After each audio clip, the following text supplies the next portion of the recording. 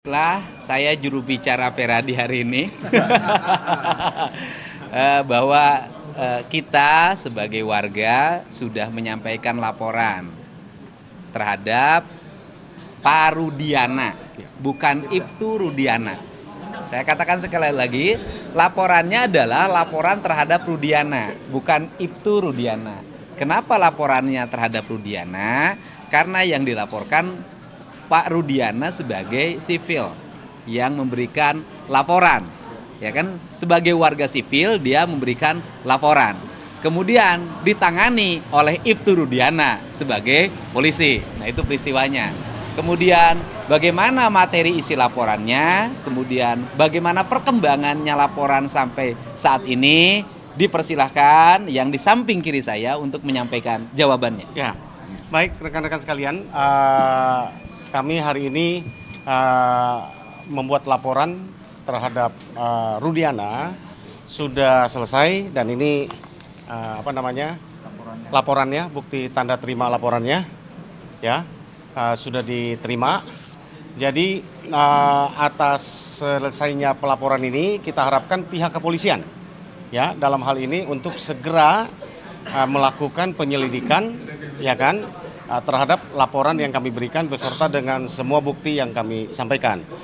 Dalam hal ini rekan-rekan sekalian, seperti press conference yang tadi kami sampaikan bahwa kami selaku kuasa hukum dari terpidana Hadi ya yang melaporkan dari 6 terpidana yang lain ya. Hari ini hanya terpidana Hadi yang melaporkan kepada Rudiana kan gitu kan atas perbuatan yang kami laporkan ya. Peristiwanya nanti mungkin penyidik yang akan sampaikan. Kami sudah sampaikan semua. Kami tidak masuk ke dalam apa yang kami laporkan. Dugaan apa aja, Bang? Dugaannya terhadap adalah memberikan keterangan tidak benar, palsu ya, dan juga penganiayaan, kemudian memberikan surat palsu dan lainnya. Jadi itu kira-kira begitulah kita ini. Berarti ada pengakuan dari terpidana kalau ada yang memberikan ini. Oh ya, mereka membuat surat pernyataan di atas tulisan tangan bahwa mereka dianiaya dan makanya memberikan kuasa oleh karena mereka ada di dalam lapas kan, sehingga tidak bisa datang, maka kami sebagai kuasa hukum kami melaporkan gitu. Apa aja yang dianiaya oleh Rudiana ini? Bentuk penganiayaannya seperti apa? Mungkin Bang Ruli bisa sampaikan? Ya. Bentuk penganiayaannya Ya. Macam-macam ya bentuk penganiayaan yang dialami oleh klien kami, dari mulai diinjak-injak, kemudian pemukulan, kemudian gembok kepala, dikenakan kepala sampai pecah kepalanya dan lain sebagainya. Ya itulah yang menurut saya hari gini masih ada hal seperti itu gitu ya. Tapi kita lihat nanti, kita uji aja nanti oleh penyidik apakah laporan kami ini bisa dipertanggungjawabkan atau tidak. Ya tadi juga ada yang bilang bahwa ini terpidana ini suruh minum air kencing segala kan ini hal-hal yang sebetulnya udah di luar kemanusiaan lah ya. Jadi saya pikir laporan ini baru dugaan, ya kami minta untuk penyidik atau untuk Polri untuk membedah ini semuanya. Karena masalah ini tentu dengan rangkaian laporan yang kami lakukan, itu semua akan menjadi novum buat kami. Jadi di sini nggak ada unsur balas dendam, tapi kita mendudukan sesuatu sesuai dengan porsinya. Kita mencari kebenaran material loh. Ya. Pasalnya ada berapa aja? Dokter Alsido mungkin bisa. Ya, jadi mungkin pertama-tama kami mengapresiasi ya, menyambut baik bahwa laporan ini diterima. Ya, ini menunjukkan konsistensi daripada Pak Kapolri juga yang memang ingin supaya yang dahulu ya tidak dilakukan dengan dasar penyidikan scientific crime investigation, ini menjadi pintu pembuka juga. Jadi sekali lagi ini bukan urusannya dengan instansinya. Tapi yang seperti tadi disampaikan oleh Kang Deddy, ini terhadap personal. Karena memang inilah yang menjadi persoalan yang membuka permasalahan sampai dengan para klien menjadi terpidana ya. Karena daripada Pak Rudiana ini. laporannya. Jadi model B itu. Nah, ini kami harapkan dengan adanya laporan ini diterima, semoga nanti kebenaran ini bisa dapat diungkapkan. Ya. Yang dibawa Silakan Bang Jutek. Ya, silakan pasalnya dibaca. Pasalnya yang kami laporkan ada 422 ya, pasal 351, pasal 333, 335, 242 ya, antaranya itu. Nanti kita biar penyidik lah yang apa namanya yang menentukan ya mana yang Masing-masing ancamannya sendiri Bang. Masing-masing Terkait dengan ancamannya sendiri. laporan Pak Rudiana ini kan saling berkaitan juga dengan dua laporan sebelumnya yang KRT Pasren dengan Pak AS dan Dede. Nah, harapannya ini apakah penyelidikannya untuk digabung saja atau seperti apa, Pak? Gini, karena peristiwanya kan tentu berbeda. Yang dituduhkan, yang dilaporkan berbeda. Kalau digabung pasti nggak akan mungkin. Karena yang kita laporkan ini pasalnya pun berbeda, tindakannya pun berbeda. Kenapa kami laporkan? Kami berharap para penyidik, kami percaya seperti yang diharapkan tadi Pak Kapolri, kepolisian, Kabak Reskrim, dan teman-teman di polisi di sini saat ini kesempatan buat kita untuk merekonstruksi ulang, menjadi pembanding kan gitu kan.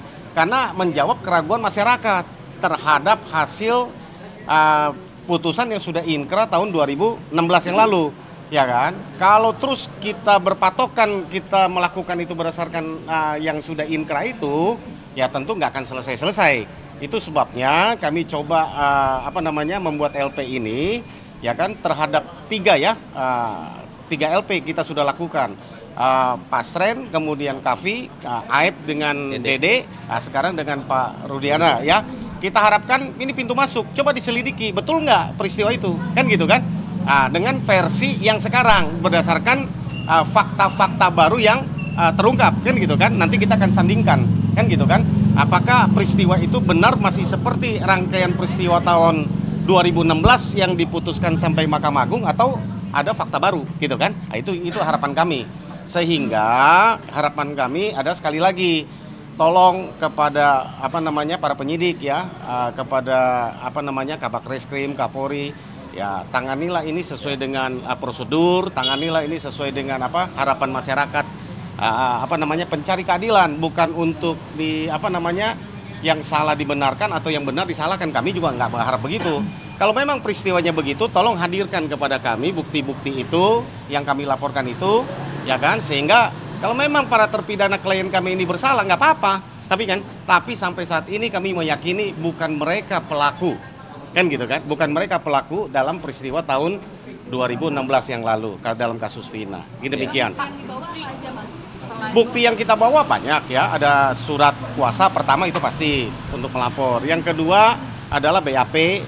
Kan gitu kan, Rudiana, ada putusan pengadilan 03 dan 04 kita lampirkan, kemudian ada digital ya, ada potongan-potongan video, kemudian ada pernyataan dari para terpidana dan juga yang lain, saksi yang lain. Potongan gitu. video ini potongan video penganiayaan kah atau apa? Oh bukan. Ya nantilah biar penyidik yang ini kan ya. Kita nggak masuk lagi, kita bukan membuka semua di sini. Kalau bukti penganiayaan apa aja yang disampaikan? Pengakuan. Oh, pengakuan. Pengakuan dan saksi. Dan ini masih ada bekasnya. Dan masih ada berkasnya. Apa ada Bang foto-foto? Ada banyak. Cari aja di Google banyak itu kan. Iya dicantumkan. Ya. Itu kan sudah ada ini di Google banyak gitu. Ya. Ya baik, bahwa kita hari ini tidak memiliki tujuan untuk mempidanakan orang. Tidak memiliki tujuan untuk mempenjarakan orang. Kita punya tujuan untuk membebaskan orang. Nah kemudian menuju arah pembebasan itu harus melalui proses seperti ini. Karena ini jalan yang terbaik menuju pembebasan. Dan kemudian yang berikutnya adalah apa yang kita cari? Yang kita cari adalah rasa keadilan masyarakat. Yang bersalah harus dinyatakan bersalah dan yang tidak bersalah harus dibebaskan. Kemudian agar tidak terjadi simpang siur yang terus-menerus berkembang di masyarakat, sebaiknya Mabes Polri meskipun putusan hukumnya belum berubah karena kita baru mengajukan PK, tetap harus melakukan penyelidikan. Di antaranya investigasi yang dilakukan Mabes Polri adalah menentukan apakah peristiwa Eki dan Vina ini peristiwa pembunuhan atau peristiwa kecelakaan. Nah, ini yang harus segera dilakukan oleh Mabes Polri. Saya pikir Mabes Polri memiliki kemampuan menganalisis peristiwa ini secara baik. Karena apa? Karena tahun 2016 itu belum jadul. Masih tahunnya adalah tahun digital. Handphone dari para terpidana masih ada. Itu kan tinggal handphonenya dinyalakan, kemudian dibuka handphonenya, itu akan terbuka kelihatan percakapannya, posisi para terpidana di mana, sehingga kita tidak cocok logi berdasarkan sains. Kemudian yang berikutnya juga saya meminta agar CCTV-nya juga dibuka. CCTV yang dibuka bisa dua. Yang pertama, kalau ingin mengejar tuduhan pelemparan, buka CCTV-nya Indomaret. Karena posisi mereka, SMP 11 itu di sampingnya ada Indomaret. Kalau kemudian CCTV terjadinya peristiwa kematian Eki dan Vina, itu kan ada di flyover. Kemudian dari sisi letak geografis, saya juga ada pertanyaan besar dari saya. Pertanyaan besarnya adalah, peristiwa Eki dan Vina meninggal itu di flyover berada di posisi Kabupaten Cirebon. Tetapi kenapa ditangani oleh Polresta Cirebon? Ini juga pertanyaan yang mesti dijawab sebenarnya dari sisi aspek SOP penanganan yang harus dilakukan. Itu saja pernyataan dari kami. Semoga pelaporan ini adalah pelaporan yang akan segera ditindaklanjuti. Dan hari ini Bareskrim Mabes Polri menjawab keraguan publik. Apakah Pak Rudiana bisa dilaporkan? Apakah pelaporannya akan diterima? Apakah akan diproses? Dan ternyata Bareskrim Mabes Polri menerima dan akan memproses.